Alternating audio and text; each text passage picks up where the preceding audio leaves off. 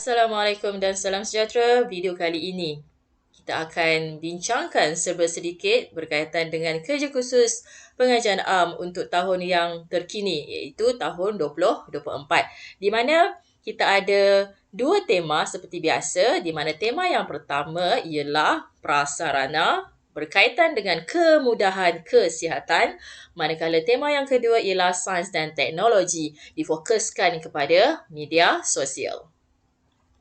Tema yang pertama iaitu kemudahan kesihatan. Apa yang pelajar boleh buat antaranya ialah perkhidmatan yang berkaitan dengan rawatan pesakit luar, klinik ibu dan anak yang ini untuk ibu hamil dan juga anak-anak baru lahir dan juga rawatan am. Untuk skop kemudahan kesihatan, sebenarnya dia ada lagi skop yang banyak. Okay, awak boleh rujuk cikgu awak masing-masing, tetapi di sini saya hanya berkongsi berkaitan dengan skop yang mudah-mudah saja. Okay, untuk fokus isu, ini lebih kepada objektif sebenarnya. Macam kita buat karangan. Dalam objektif dia ada sama ada awak nak buat kebaikan, manfaat, kepentingan dan sebagainya. Saya menggunakan istilah fokus isu supaya awak lebih faham. Objektif itu sebenarnya ada kaitan dengan fokus isu lah. So nanti saya akan tunjuklah apa kaitan fokus isu ni dengan objektif.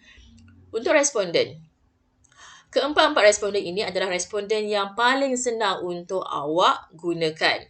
Boleh juga guna responden doktor, jururawat ataupun staf di klinik kesihatan atau hospital. Tetapi untuk kerja khusus ini, saya rasa responden keluarga, masyarakat, pesakit dan pelanggan adalah lebih mudah berbanding responden doktor dan juga jururawat. Saya kongsikan tajuk objektif berserta dengan item-item yang boleh dikenal pasti sebagai item soal sidik berserta dengan responden. Untuk tajuk yang pertama, kemudahan kesihatan untuk ibu hamil di klinik kesihatan XXX.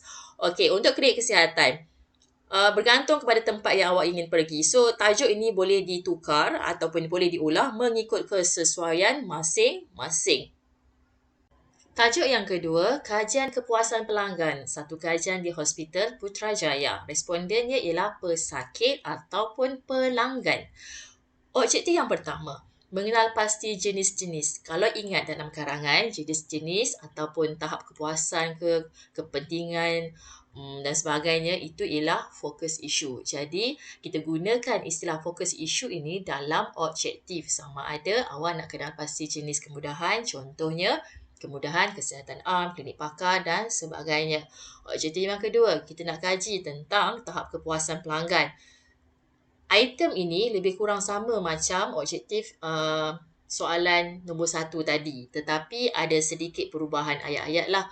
Jadi untuk student saya selalunya setiap objektif awak kena ada 5 idea atau 5 item. Kalau lepas ke 5 item bagi setiap objektif, baru tajuk awak diluluskan oleh saya sendiri. Okay?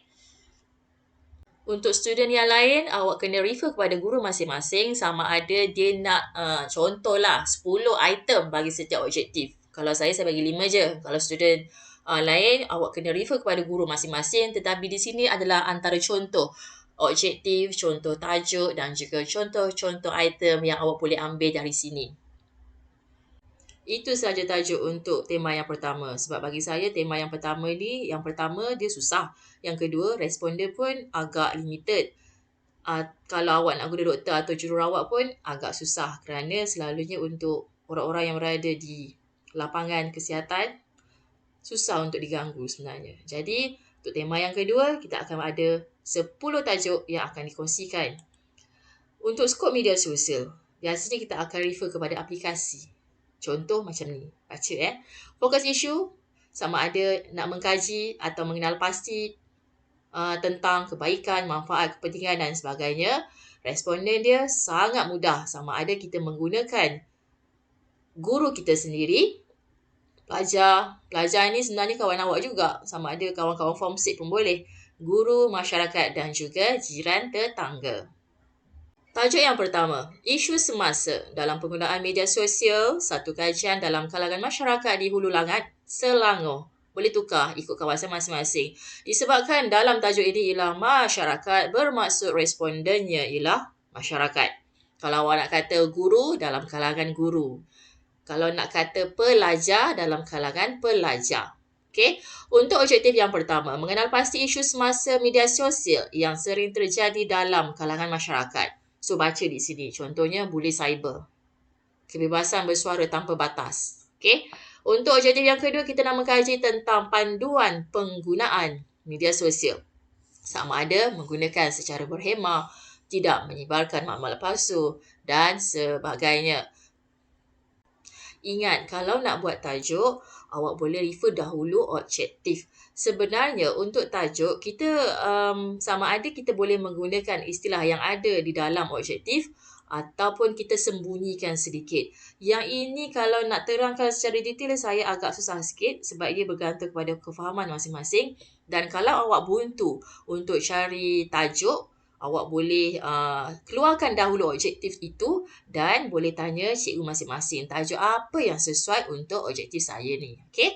Untuk tajuk yang kedua, trend penggunaan aplikasi TikTok. Kalau tadi kita gunakan secara besar semua media sosial, sekarang kita boleh fokuskan kepada satu-satu aplikasi. Macam contoh di sini saya gunakan aplikasi TikTok. 1 jam dalam kalangan peniaga di XXX. Jadi, respondennya ialah peniaga. Apa yang kita nak tanya kepada peniaga ini? Akan refer kepada objektif yang pertama, iaitu mengenal pasti fungsi aplikasi TikTok kepada para peniaga. Biasanya para peniaga ni, dia suka promote barang. Guna apa? Guna live.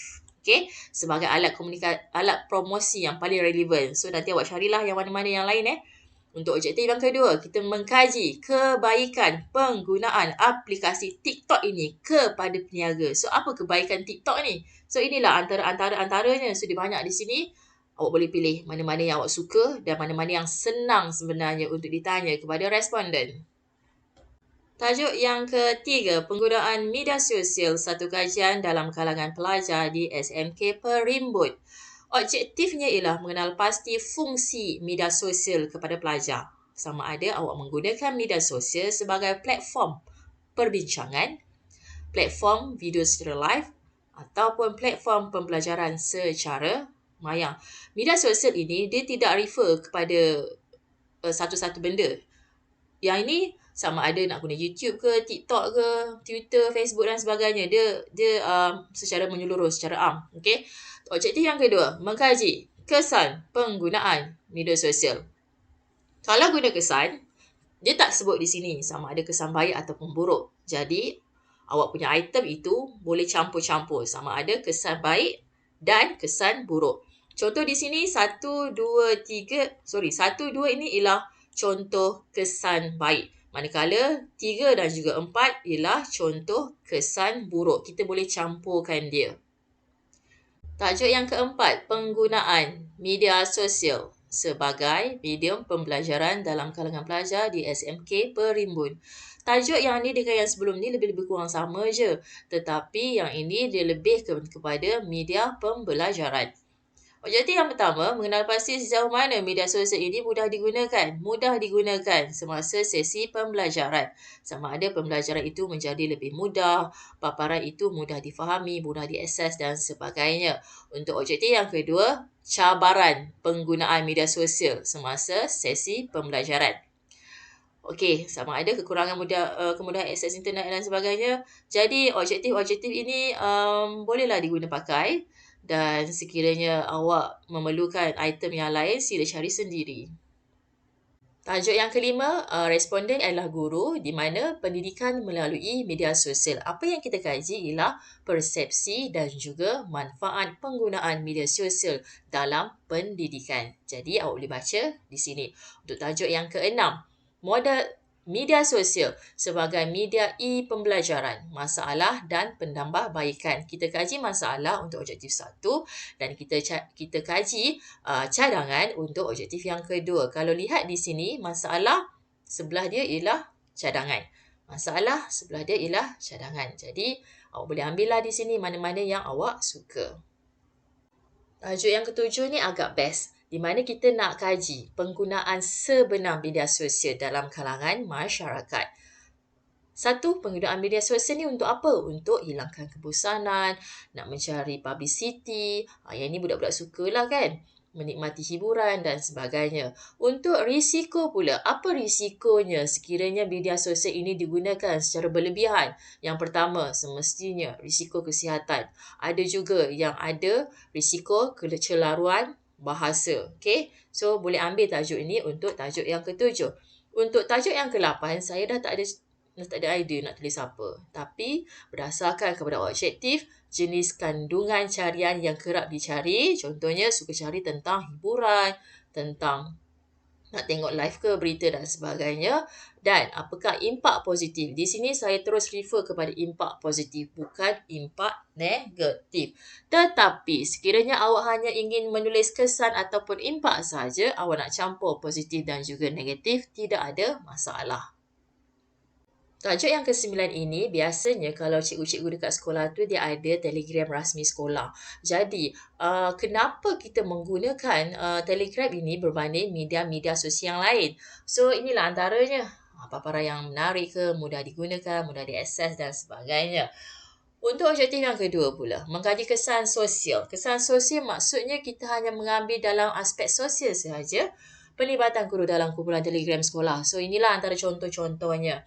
Boleh digunakan untuk tajuk kajian masing-masing. Tajuk yang terakhir, penggunaan YouTube dalam sesi pembelajaran kendiri. Di sini kita akan ambil satu sahaja aplikasi iaitu YouTube. Okay?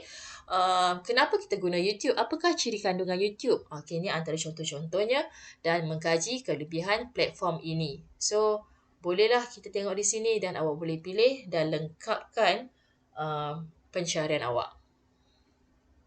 Itu sahaja yang boleh saya kongsikan berdasarkan kepada perkongsian tadi. Saya harapkan awak boleh pilihlah mana-mana tajuk dan juga tema yang paling mudah untuk awak buat. Tetapi untuk student saya, sila cari tajuk yang sangat berbeza dengan orang lain. Sekiranya tajuk dia lebih kurang sama, kita boleh olahkan ketidaksamaan itu pada objektif. Jadi, sekian sahaja untuk kali ini. Kita jumpa lagi untuk video yang seterusnya. Terima kasih.